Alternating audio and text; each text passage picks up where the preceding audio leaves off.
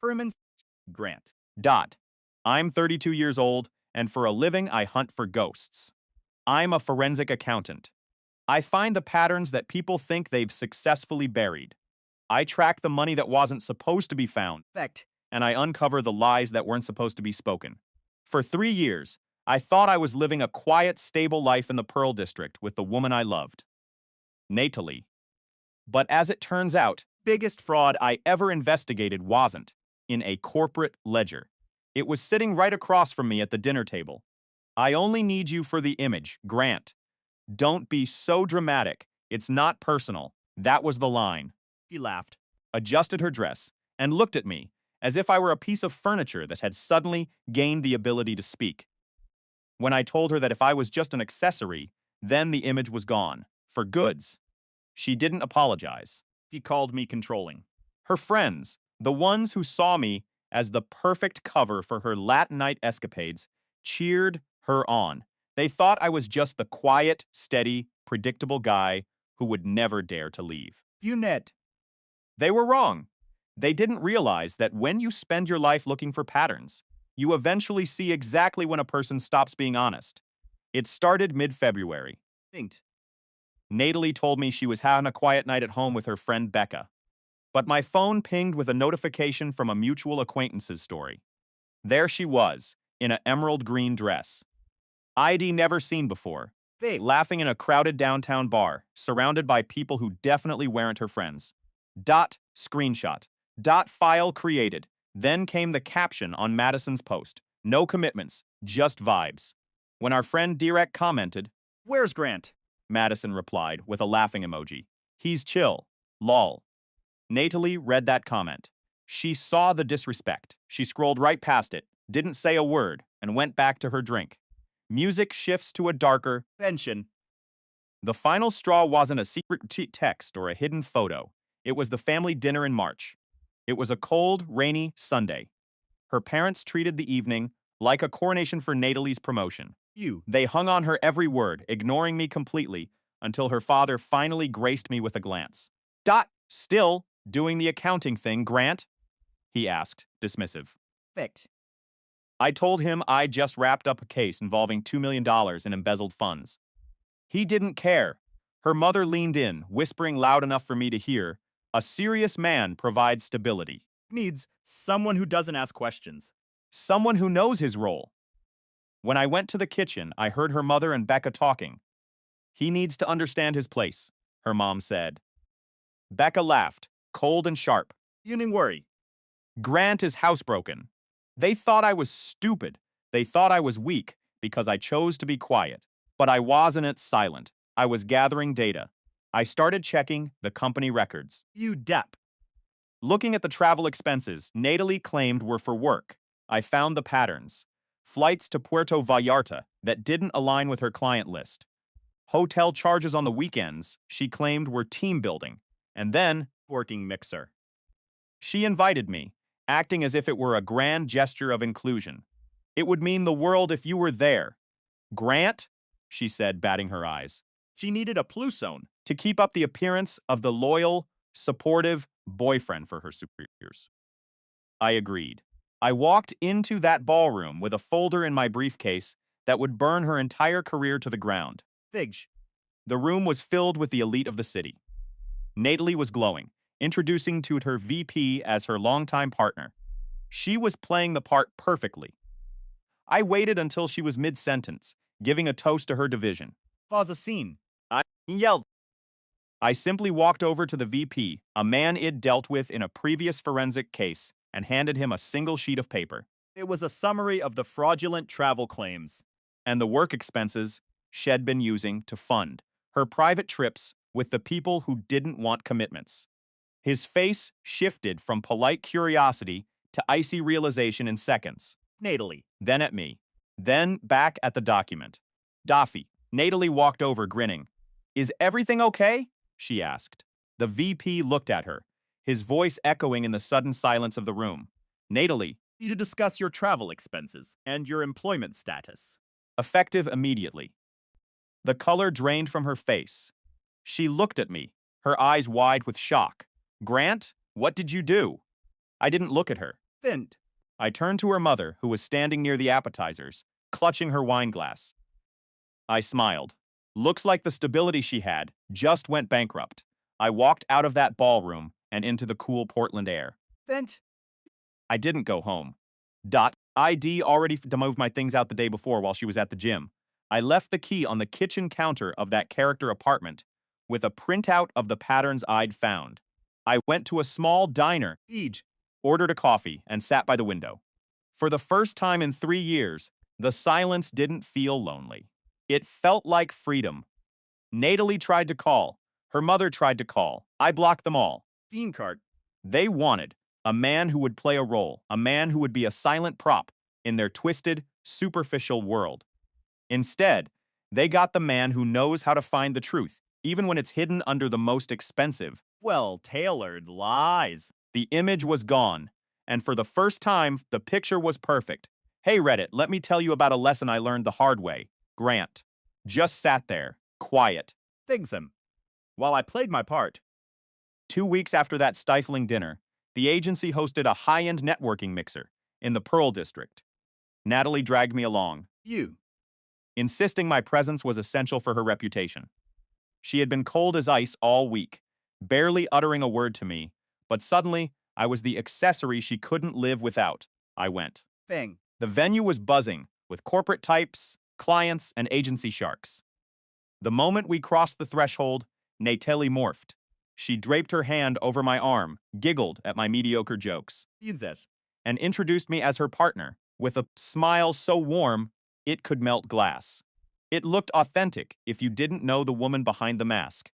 But the second we were out of earshot, the temperature dropped.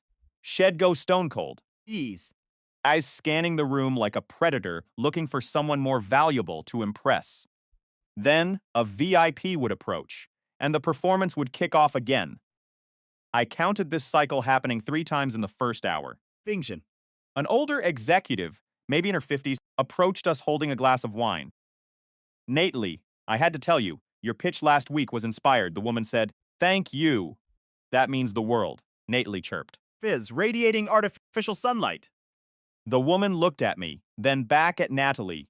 And you're so level-headed for someone in such a high-pressure role. I love seeing a stable partner in your corner. That's a rarity in this industry. Thing. Natalie squeezed my arm, delivering a laugh so perfectly rehearsed. It made my skin crawl. We're incredibly lucky to have each other, she lied. Grant has been the anchor for everything I'm building. Need constant validation. We've found a perfect balance. The second the woman turned away, not even 3 steps out of earshot, Natalie dropped my arm as if it were contaminated. She pulled out her phone instantly. Don't say anything weird, she muttered, not even glancing at me. I need these people to perceive me a certain way. You grasp that, don't you? I stared at her, realizing with a sick jolt, I wasn't a boyfriend. I was a credential. Thing. I was the proof of her stability to the corporate world. We left early. I claimed I felt ill. In the car, she didn't ask if I was okay. She just dove straight back into her phone, tapping away. Fend. Her friends became a permanent fixture after that. Becca, Madison, and Jess started showing up unannounced, multiple times a week. Becca was the ringleader, mid-30s, divorced, and had turned hating men into her entire identity. Still here. Grant. Thought a guy like you would be buried in work. Shed sneer. I could hear them coaching Natalie over the phone when I was in the other room. Don't apologize first, Becca would advise. He's the one being irrational. Madison was the image curator, obsessed with how things looked on social media. Shed post constantly, tagging Natalie in everything. Living our best lives, the caption said. Digital story. I simply didn't exist. Jess was the chaos agent, loud, messy, and always looking for a spark to start the fire. One night in late March, I returned home around 8 p.m. to find all 3 of them inside. Finked. Wine bottles were scattered across the coffee table, and the music was vibrating through the floor. Evening, I said, trying to keep it civil. Becca barely spared me a glance. We're having a girls' night. Probably go find somewhere else to be. This is my home, I replied. I pay half the rent. Natalie was on the couch, thumbing through her phone, not saying a word. I started toward the kitchen, but Madison snatched my keys off the counter. Oops, she said, dangling them mockingly. Are these yours? Yeah. Can I have them back? She tossed them across the room to Jess, who caught them with a cruel laugh. The magic word, Grant. Give me the keys, I said, my voice steady. Natalie, your boyfriend is being so uptight, Madison complained. Natalie glanced up for a fleeting second. Guys, cut it out. Feud. Just threw the keys, they clattered to the floor at my feet. I picked them up, locked eyes with Natalie, but she had already retreated back into her screen. I grabbed a beer and headed to the bedroom. Through the thin wall, For Jess. he's so whipped, it's honestly pathetic. Around 10 p.m., I went out for water. They were huddled around Natalie's phone, and I caught Madison mid-sentence. Keep him comfortable. Until you're sure about what you want. You don't owe him clarity if you're still debating your options. She froze when she saw me. I filled my Klex glass, looked at Natalie, who refused to make eye contact. Freighted back to my fortress. The test arrived in early April. I was working from home when my phone buzzed with an Instagram notification. Jess had posted a story. I opened it, and time seemed to stop. Natalie. Pressed against some guy I'd never seen before, his arm draped possessively around her waist. They were at a bar, laughing, drinks in hand. She was wearing a black dress I didn't recognize. The caption read. Love to see her happy again. I took a screenshot, checked the timestamp posted 15 minutes ago. I refreshed the app. The story was gone. Deleted. My phone rang within 30 seconds. It was Natalie. Hey, she said, Finction. her voice dripping with artificial sweetness. Hey, Jess accidentally posted something really stupid. It's an old photo from a month ago, when her cousin was visiting from Seattle. She didn't realize how it would look. Already down. Got it, I said. Wrong person. Right message. Silence hung heavy over the line. What is that supposed to mean? You heard me, Grant. Are you upset about this? Should I be? Boyfriends would at least ask questions. You're just... Nothing. You're not reacting. You said it was her cousin from a month ago. You've explained it. What is there left to ask? She sounded genuinely frustrated now. Fine. I have to go. She hung up. That night, she came home around 8 p.m. She walked straight past me, headed to the bedroom, and slammed the door. I heard her voice on the phone. He didn't react at all. She complained. It's like he doesn't even care. Becca's voice crackled on speakerphone. That means he's either given up or he's just not invested enough to care. Maybe both, Natalie said. I actually wanted to see what he would do. Becca laughed. Well, at least now you know hell tolerate anything. 2 weeks later, in late April, things hit a breaking point. I had a massive Fitty career. defining depositions scheduled for Friday morning. It was a fraud case involving a CFO who'd been embezzling worth 75 grand in fees if it went to trial. I needed to be razor sharp. Thursday evening, around 6 p.m., Lee texted. client emergency. Meeting ran way over. Probably won't be home until really late. The same excuse. The 4th week in a row. Cool. I texted back. I wasn't angry anymore. I was finally clear-headed. Thing. I walked to the kitchen, opened my laptop, and accessed the shared drive. I had been quietly monitoring for months. I didn't need to ask questions because I already had all the answers. Busey. I had installed a remote access log on the home Wi-Fi and tracked her patterns weeks ago. When she thought I was whipped, I was actually conducting a forensic audit of our entire relationship. I had the screenshots, the timestamps, Victims. and the messages. But more importantly, I had the evidence of the embezzlement she had been hiding, the one she thought. I was too stable and unobservant to notice. I didn't just have her affair on record. I had her financial fraud. Fainted. I sat in the quiet of the apartment, the silence no longer heavy, but surgical.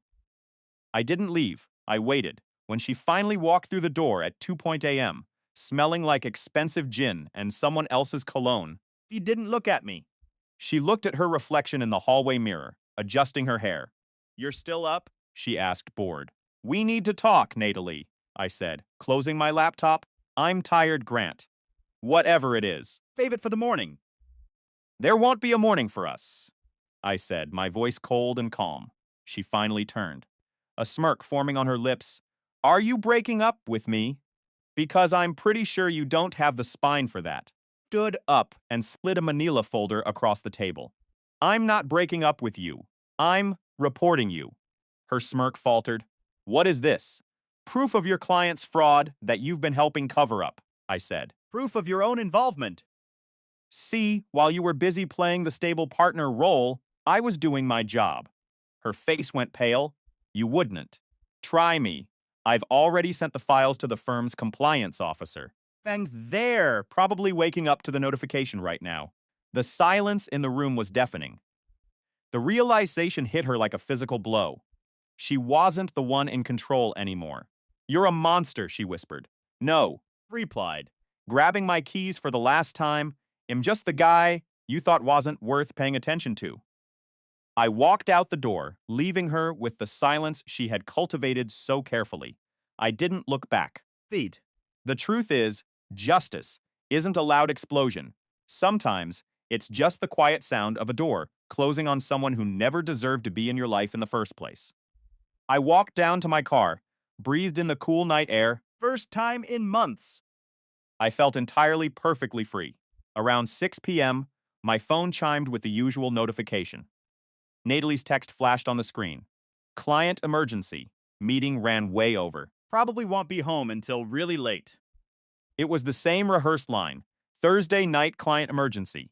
This was the 4th week in a row. Cool.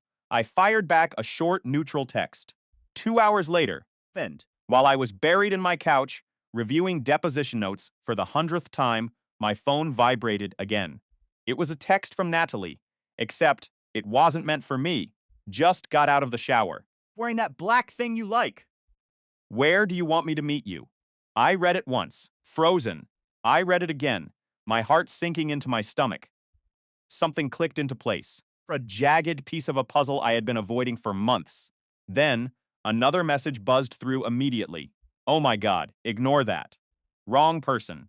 Another one followed. Rapid fire. For Madison. About an outfit for tonight. She's helping me pick what to wear to the client meeting. We're meeting for drinks after to decompress from the day. I set my phone down on the coffee table, face up. Thing. I stared at the black glass, then forced myself to look back at my case. Files. My phone kept buzzing, rhythmically lighting up with her name over and over again. I ignored every single one. 10 minutes later, she called. Thinkin'. I let it ring until it cut off, watching her name vanish from the screen. She called again immediately. I declined it. Then, the flood of texts started pouring in. Grant, seriously, it was a mistake. Cheating on you if that's what you're You're being ridiculous right now. Answer your phone. This is exactly why I can't talk to you about anything. I finally turned my phone onto Do Not Disturb. You'd. I kept working. I ended up finding 3 more massive red flags in the CFO's expense reports. Buried deep in the fine print, she finally came home around midnight. I was still sitting on the couch, surrounded by scattered case files, my laptop glow, casting a cold blue light over the room. She dropped her purse on the counter. With a heavy, deliberate thud, she kicked off her heels. Thing. The sharp sound of them hitting the hardwood floor, echoing in the silence. We need to talk, she said, standing in the doorway, her arms tightly crossed over her chest. Okay. That text was literally for Madison. Literally. Use. We're going shopping this weekend, and she asked me to send her a photo of this dress. I have, so she can help me decide what shoes to wear with it. That's it. That's the entire story. Sure. That's all you're going to say. What do you want me to say? I want you to stop being weird about this. People text the wrong person all the time. It happens. It's not a federal case. Okay. She stared at me, her face flushed. Fusion. Her makeup smudged and running slightly. Her hair was messy in a way that just didn't match a corporate client meeting. She smelled like stale smoke, expensive alcohol, and a heavy cologne that definitely wasn't mine. Yeah, acting like this. Like what? Like you don't care. I looked at her, my expression blank. Do you want me to care? That question threw her off balance. She blinked confused. What kind of question is that? straightforward one. Of course I want you to care. Grant, we're in a relationship. Are we? She stiffened, her posture shifting. What is that supposed to mean? I set my phone on the arm of the couch. You tell me. You're working late. I see you day. Night drinking on social media. You say your phone died, but I see the timestamps on text you sent during that time. You tell me. You're at Becca's having a quiet dinner. You tagged at a bar across town. You accidentally text me something. That's clearly meant for someone else. Then you tell me I'm crazy for noticing these patterns. So I am asking you, Really want me to care about what you're doing. or do you want me to stop paying attention so you can do whatever you're doing without inconvenient questions? Her face went ice cold. You're tracking me. Psycho behavior. No, I'm just finally listening to what you're actually saying instead of what you're telling me to believe. This is controlling. I stood up, slowly gathering my case files. I have court in the morning. Need to sleep. We're not done talking about this. I think we are. She followed me to the bedroom, her voice rising. You don't get to just walk away. I turned around. You stay out until 2 a.m. Tell me where you are. You get defensive the moment I ask basic questions. Your friends openly disrespect me in my own home. You text something. That's clearly not meant for Madison. Then call me crazy for noticing. Tracking you. Watching you check out of this relationship in real time. Dot. Not checked out. Just not reporting my every movement to you like you're my father. We stood there facing each other. The air heavy with resentment. Zup. Her arms remained crossed, pure contempt written all over her face. Even if I stay out all night, I'm not obligated to explain where I am. Okay, then neither am I. You looked like she wanted to argue. Her jaw set.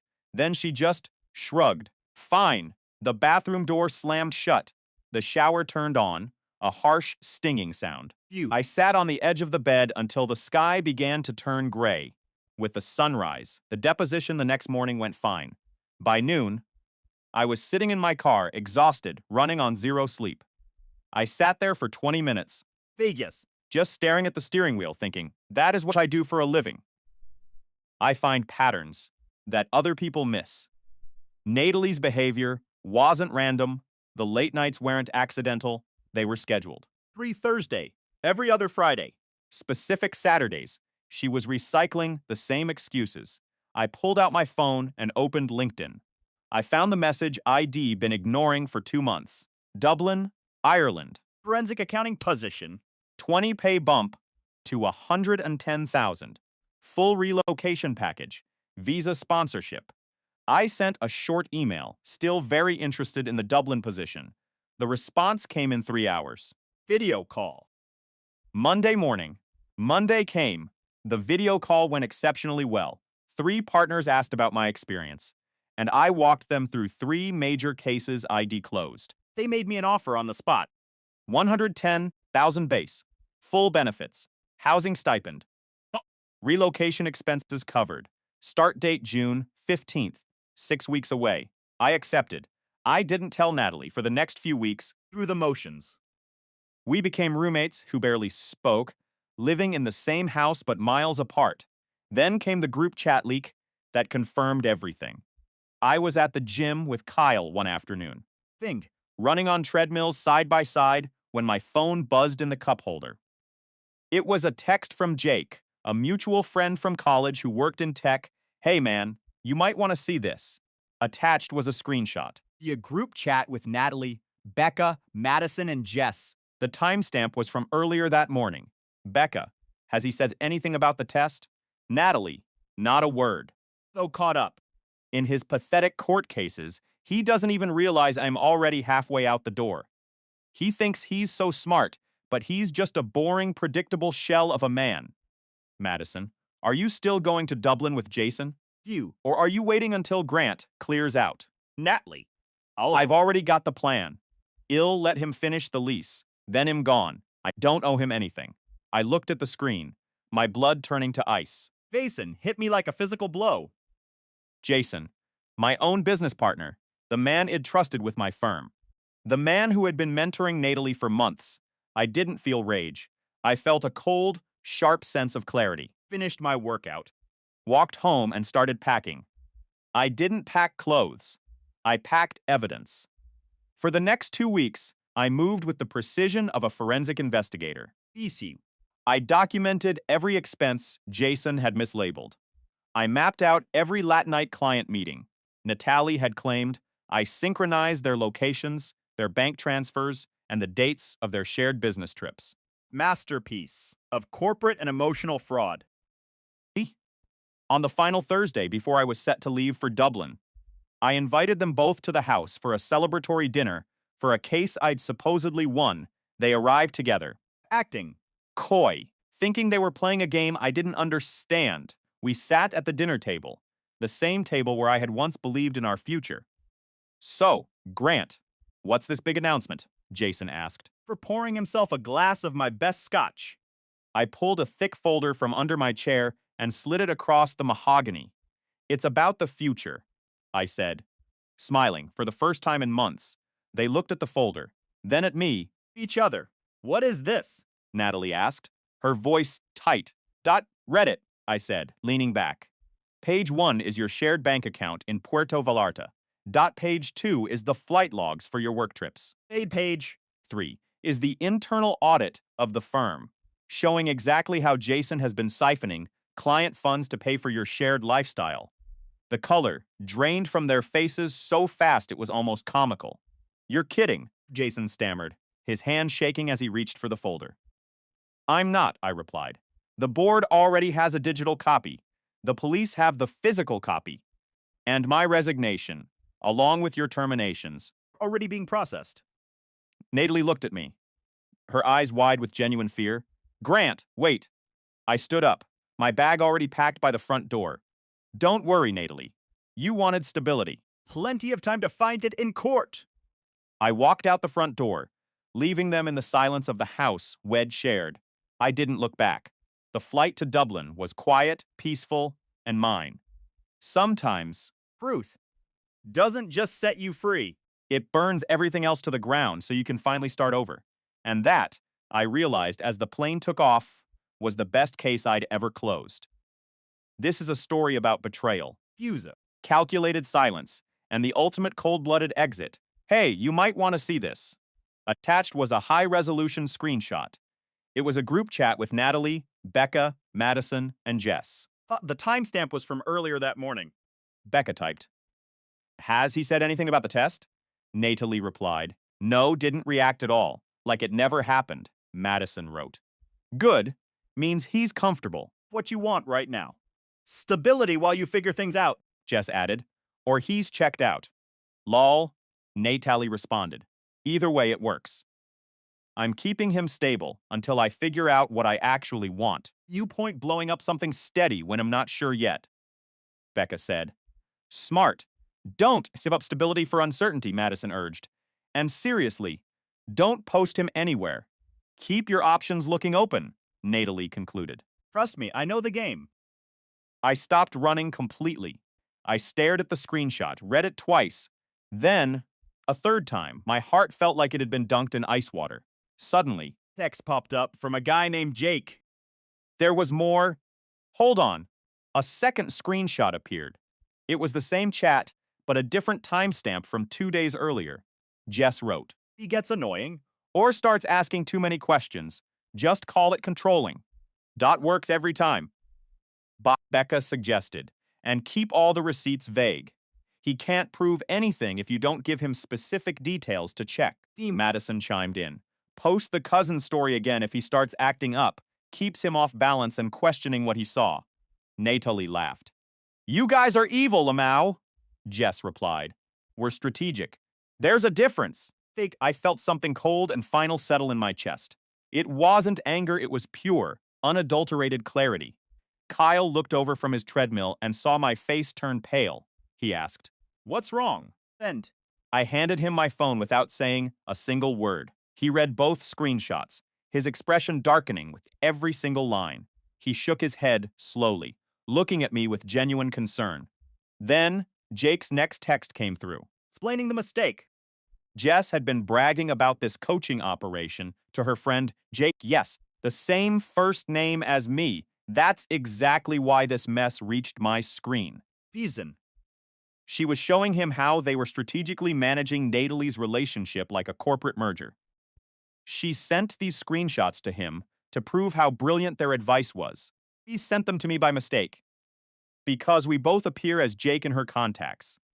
She deleted them like 10 seconds later, but I had already captured everything. The text from Jake read, Figsy. "Thought you should know what you're actually dealing with here." I sent back, "Thanks, man. I really appreciate you looking out. Don't get dragged into any drama from this." Jake replied, "You got it. Good luck with whatever you decide to do. This is some next level manipulation, man." That night, I texted Natalie. I kept my thumb steady as I typed. "Hey, just checking in? How's your day going?" She replied 5 minutes later. "Good. Busy with clients. Why?" I typed, just wondering. "Talk tonight," she answered. "Sure, love you." I stared at that last line. Thundering. When love you had become nothing more than a hollow sound. Yeah. That night, she came home around 7. She sat down next to me on the couch, leaning in closer than she had in weeks. She asked, "You been quiet today." Okay. I lied with a faint smile. "All good. Just tired from work." She pressed. "You sure? You texted me earlier." "That's not like you lately," I said. "Just checking in."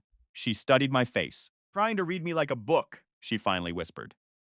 "Okay, well, if you want to talk about anything, I'm here," I muttered. "Thanks." She waited for me to say more, but I kept my mouth shut.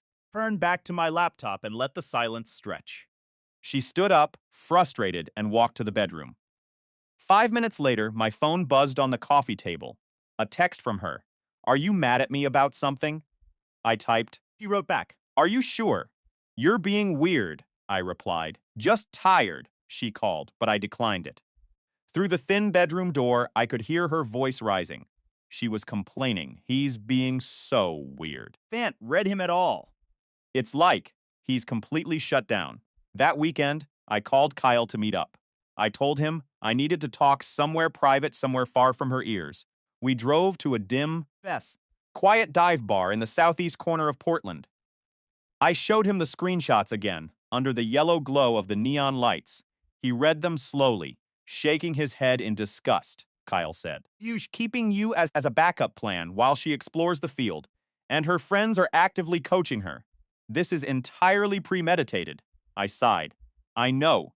He looked at me. "So, what are you going to do?" Told him about the offer in Dublin. "The job, the timeline, the plan to be gone in 6 weeks." He nodded slowly, a small smile forming. He said, "That's perfect. You're not blowing up your life over her drama.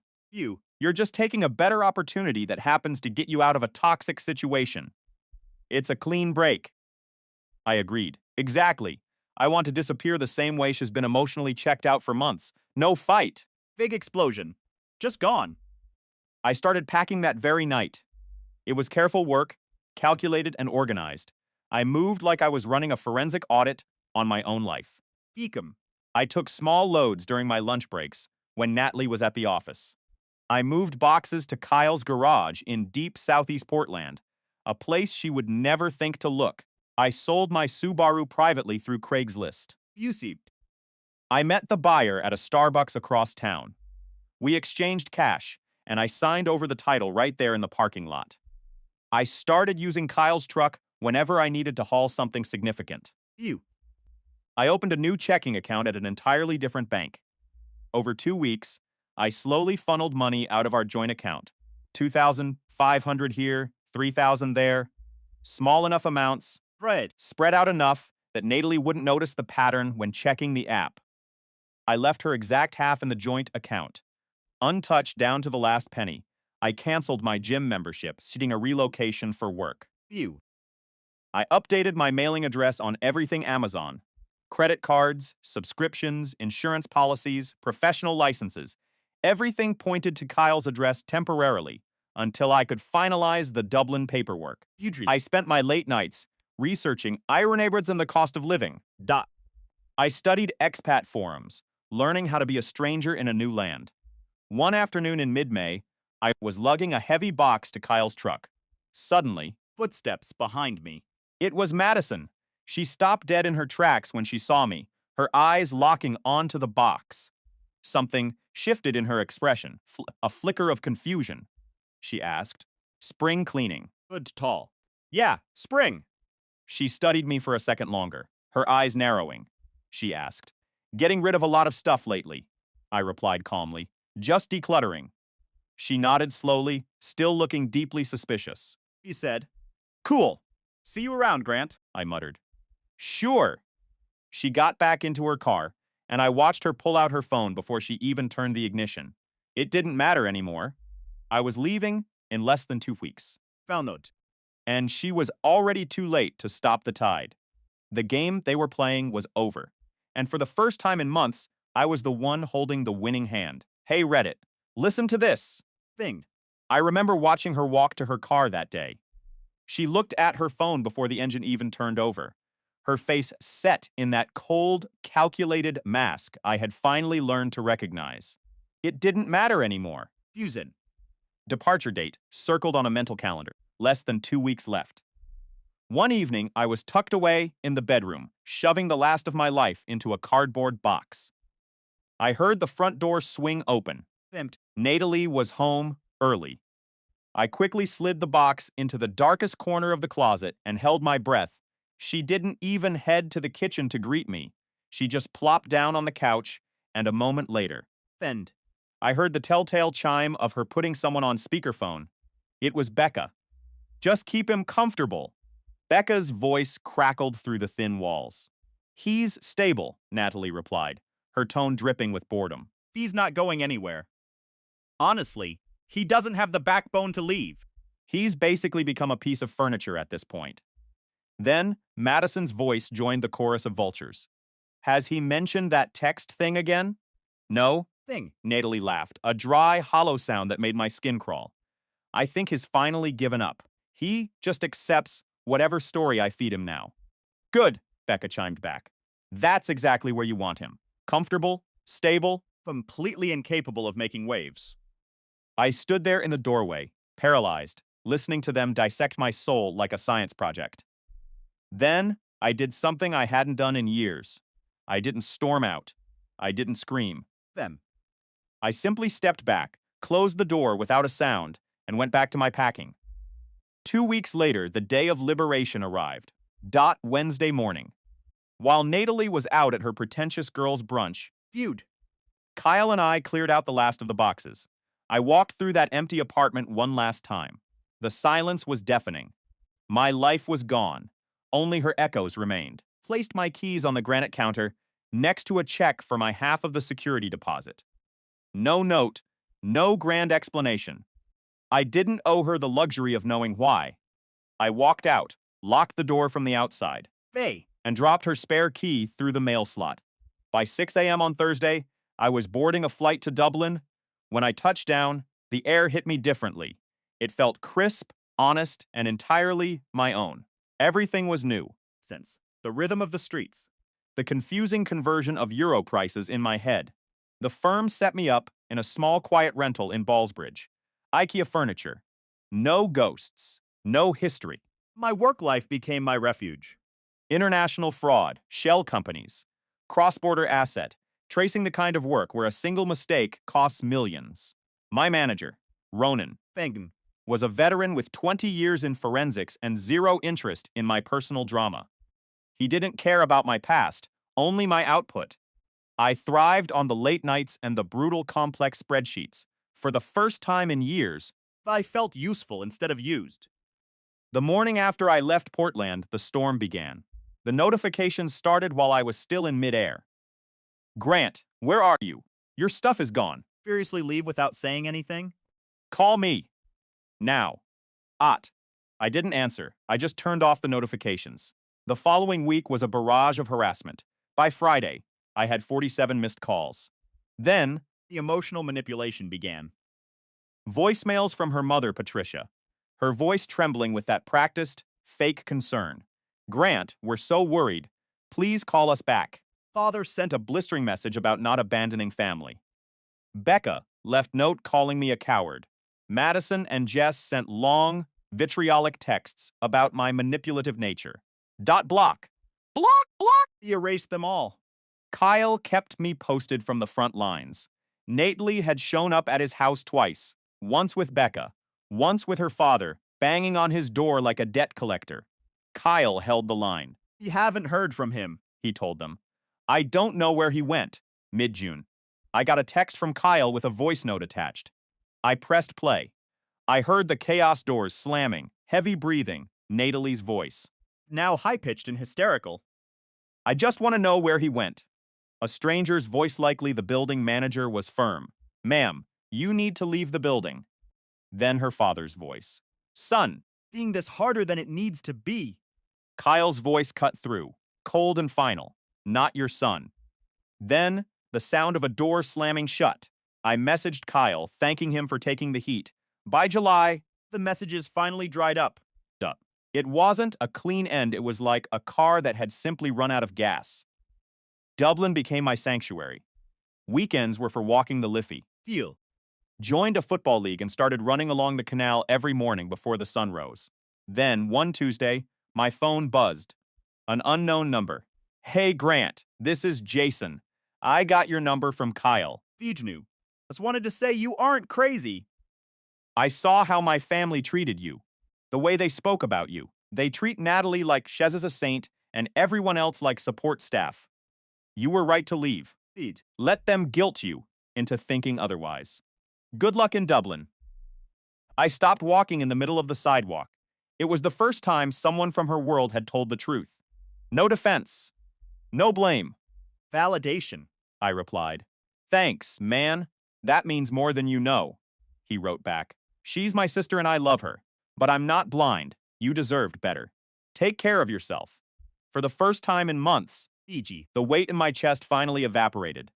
In mid-August, my firm hosted a networking event at a bar in Temple Bar. I didn't want to go, but Ronan insisted. I was standing by the buffet. Reaching for a spring roll at the exact same time as a woman beside me. Go ahead, I said. No, you take it. She laughed. I've already had 3, maybe 4. I've lost count. 3 amateur numbers, I joked. She smiled. For the first time in a long time. It felt genuine. You must be American. Only Americans have that kind of confidence about appetizer consumption. At corporate events, her name was Fiona. He was a project manager at a local tech firm, with sharp wit and a way of looking at me that made me feel seen, not studied. We talked for 2 hours straight, ignoring the rest of the room. 2 days later, she texted me. Want to grab a drink sometime? No, spring rolls involved. I promise. I looked at the phone, then out the window at the beautiful, rainy Dublin street. I didn't need to look at the screen for a notification. Bing. I didn't need to check for a lie. I just smiled and hit reply. Life was finally mine again. The buffet table at the networking event was crowded, but I only had eyes for the exit sign. I was standing there, small talk and the forced smiles of industry peers, when she walked up. She didn't start with a cheesy pickup line. She just leaned against the table and looked at me.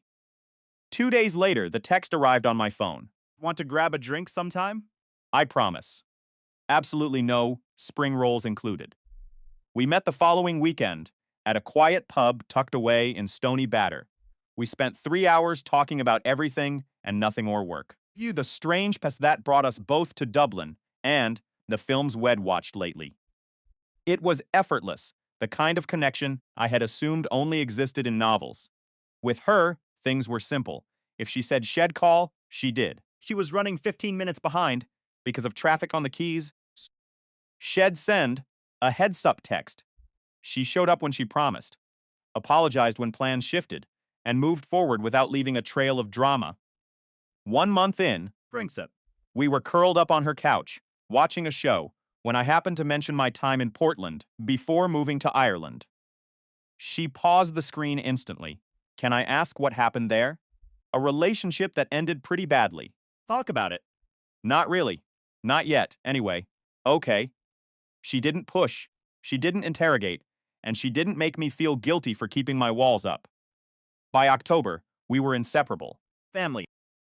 Her parents invited me to their home in Howth for Sunday dinner, treating me like family, from the first moment I stepped through the door. By November, I was promoted to senior investigator with a significant raise. Fiona and I began hunting for a flat together. Sketching out a future that felt tangible. Then I updated my LinkedIn to reflect the Dublin position. Within a week, a text from Kyle hit my screen heads up. Thieves, Madison found your profile. They're talking about coming over there. I didn't blink. Let them try. Soon after, my company sent me to San Francisco for a conference, and Fiona flew out to join me for the final 3 days. Fend. On a cool November evening, I took her to an intimate Italian spot in North Beach. We were laughing about Christmas plans when I saw her. Natalie was standing near the hostess stand, flanked by 2 women. Her eyes drifted over, Fuel. locked onto mine, and the air seemed to vanish from the room. She looked different, gaunt, tired, with her hair cut shorter and dyed dark. She began walking toward our table. Grant, Natalie, can we talk? I looked at Fiona. Give me a minute. I said softly. Of course, Fiona replied, squeezing my hand with unwavering trust. We stepped outside into the noise of the city, the clang of the cable car bells, and the biting fog rolling in from the bay. The hell, Grant? Natalie's voice was shaking. You just left. No explanation. Nothing. You told me that you weren't obligated to explain your life to me, I countered coldly. I figured the rule applied to both of us. Not fair. Isn't it? Madison emerged from the restaurant and stood right beside Natalie. You ghosted her, Madison snapped. You disappeared like a coward. You don't get a vote here, I told her, my eyes fixed on Natalie. Finked. Matt huffed and retreated back inside. I was going through something. Grant, Natalie whispered, her voice cracking. Something huge. I didn't know how to tell you. So you stayed out until 2 a.m. Fang, and told me I was nothing in your life. She looked down at the sidewalk. I was pregnant. Everything in the world stopped. What? That Thursday night. I found out that afternoon. I took 3 tests at work. I was terrified. Thing then, what happened? I miscarried. 3 weeks after you left. I was completely alone. I went to the R by myself. I tried calling you so many times. I felt my heart turn to stone. Who else did you tell first? He went silent. Before you called me, I pressed. After you lost the baby. Who did you tell? Why does that matter? Because you made a choice. You knew you were pregnant, and you told everyone else. When the world fell apart, I was the last resort. that tells me exactly where I stood in your life. I was scared, she cried. My dad left my mom when she got pregnant with Jason. I was terrified you'd walk out on me, so I pushed you away first. I kept you as a backup plan while I searched for safety. You kept me like furniture, I said, my voice barely audible. I heard you, Natalie. On speaker with Becca, I heard exactly how little I meant. Grant, please? He done. I turned my back on her and walked back inside to the warmth and safety of Fiona. By Christmas, we were moved into our new flat. In January, I signed a contract as a partner at the firm. 3 weeks later, Fix. Kyle sent another text. Natalie knows. You're in Dublin. Madison is bragging about a plan. Let them try. 3 weeks after that, on a February Saturday, my doorbell rang at 7:30 a.m. Natalie stood on the porch. He looked healthy again. Styled, confident. Fiona appeared behind me, resting a hand on my waist. Everything okay? Yeah, I said. Not moving an inch. What are you doing here, Natalie? I'm in Dublin for a work trip. You want to talk? We already talked. That wasn't a real conversation. Can we talk inside? No, she blinked, surprised by the firmness of my voice. Just 5 minutes, please. Fiona leaned in close. I'll make breakfast. You two talk in the hallway. She stepped aside and closed the door, leaving me in the corridor with the ghost of my past. Nice place, Natalie said, surveying the hallway. What do you want? I've been in therapy. Beans in. I'm working on myself. Grant, I wanted you to know you were right. I used you as a safety net. I pushed you away because I was terrified of being abandoned. My therapist calls it preemptive abandonment. Held up my hand to stop her. I don't need your therapy buzzwords, I said. I don't need you to tell me. I was right. I figured that out 2 years ago.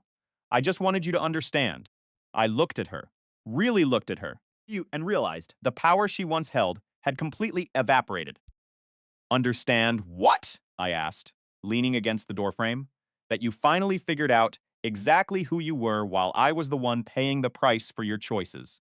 She opened her mouth, but the realization hit her. There was nothing left to say. I turned the lock, stepped back into my home, and closed the door on the person I used to be. My life was no longer a story about her. It was about the woman waiting in the kitchen, and for the first time in years, the silence inside the apartment was perfectly peaceful. I never asked for an apology. I didn't need you to tell me that I was right all along. Fact, 2 years ago. The moment the pieces finally clicked into place, I just wanted you to finally understand what you had destroyed. Understand what? Exactly. You finally realized the truth. I had been living through every single day while you were off playing your little games. That realization is about you, Natalie. Fumed out. It's about you needing to feel better about yourself so you can sleep at night. She wiped her eyes, her hand trembling slightly as she looked away from me. I need you to believe that I'm not a bad person. I need you to know that I never meant to hurt you. Again, that is entirely about you. You are fishing for a clean conscience, and I am not here to provide it. So this is it. We just never speak to each other again. The end of it. That is entirely up to you. But I am not giving you any sense of closure. I am not offering you the absolution you crave, just so you can walk away feeling light and justified. You made your choices. Your life. Those choices had consequences, and you lost something you can never get back. That is how life works. You have changed so much.